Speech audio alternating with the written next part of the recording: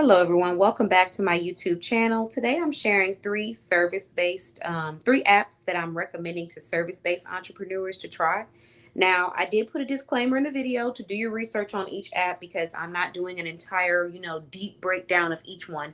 They're just three apps that I would recommend if I was a service-based entrepreneur that was providing a service like, let's see, tailoring, catering, home services, um, anything where it's a service. These are the apps that I would recommend you look into and try out. Now, two of them I already use myself, and one of them I actually use to find a service. So I just wanted to put them out there and then talk about how you might be able to leverage it or use it to give you some idea. But do your own research.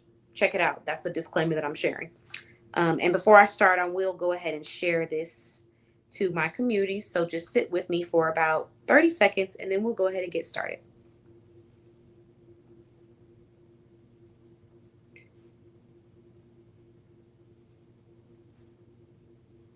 I'm going live a little bit late tonight, but that's okay.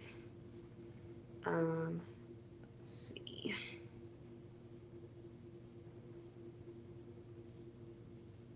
All right. We are just about to start.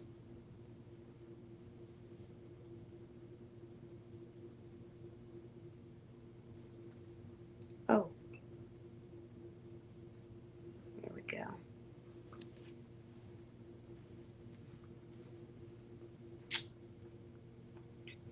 Sit tight with me, y'all.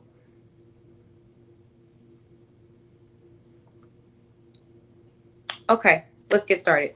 So, three apps that I'm going to be recommending that service-based entrepreneurs check out. Now, like I said, disclaimer, do your own research to make sure that it works for you because I'm not endorsing. I don't, I'm just sharing that these are apps that I've either tried myself that I kind of liked or apps that may be beneficial for you. The first app that I'm sharing is actually going to be LinkedIn.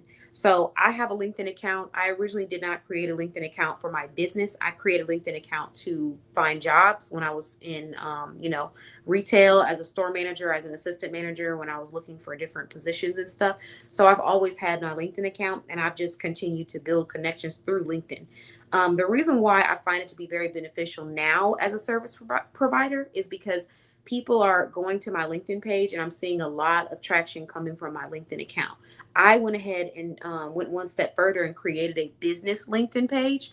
Now, everyone may not have a business LinkedIn page, but you can still have a personal LinkedIn page and be a service provider and showcase the service that you are providing to people because you can receive DMs. And LinkedIn has a new feature now where people can directly request your services. So if you are a graphic designer, they can directly request a graphic designer. If you are a t-shirt designer or whatever it is, they can directly request your services through LinkedIn. You do have to pay for that part of the feature, but the rest of the app is free. So if you didn't want to use that feature and you just want to showcase your services, I think it's well worth the traffic. You can also create communities in LinkedIn just like you do on Facebook. So there's a lot of flexibility there for any service providers that are trying to connect with their community and find their target audience, or like-minded individuals that will lead them to their target audience. So that's the first app. The second app that I'm going to talk about is YouTube. It's the most obvious one.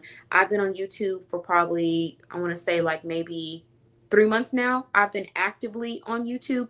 In the past, I was on YouTube, but I was posting like only for my Boss Babe business show. And then I would also go live to do the Boss Babe blog show. But that's pretty much it.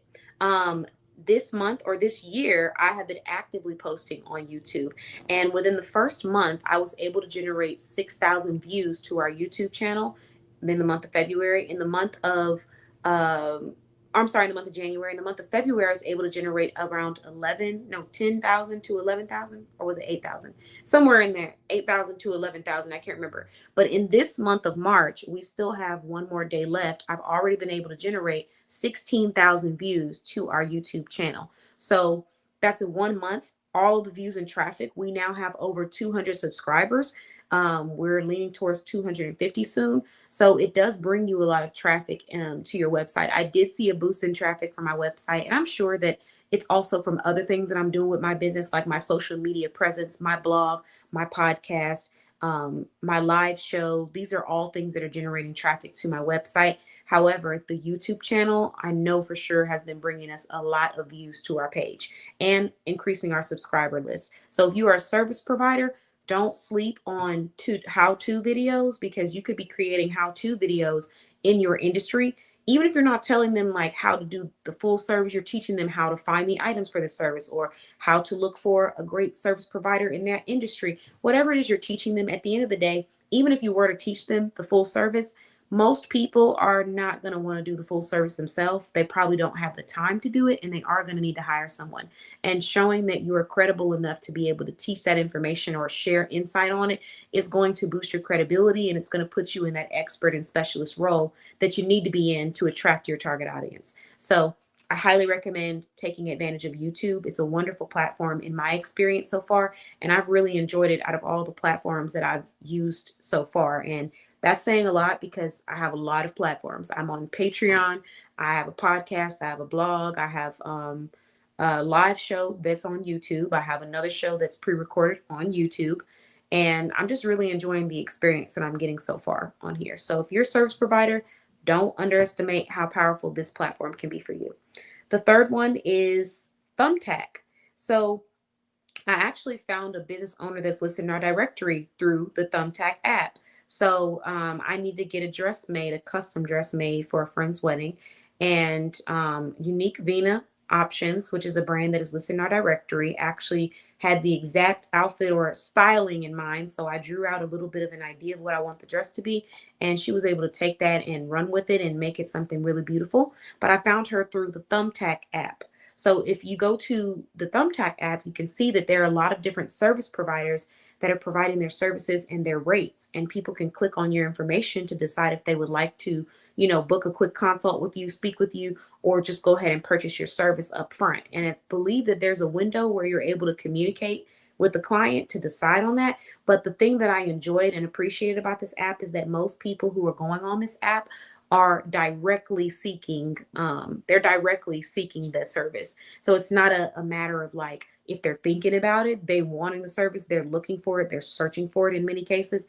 And I was one of those people. So those are 3 apps that I just want to showcase and recommend to service-based entrepreneurs. I did give a couple ideas on how you could use each one. So hopefully that did help a little bit. I'll see you guys in about 2 to 3 minutes for our last 2 lives, or actually this might be our 1, 2, 3, 4. Yeah, we have one more live tonight. So I haven't decided yet if it's going to be business or if it's going to be motivational, but I'll be back in 2 minutes and you'll know then.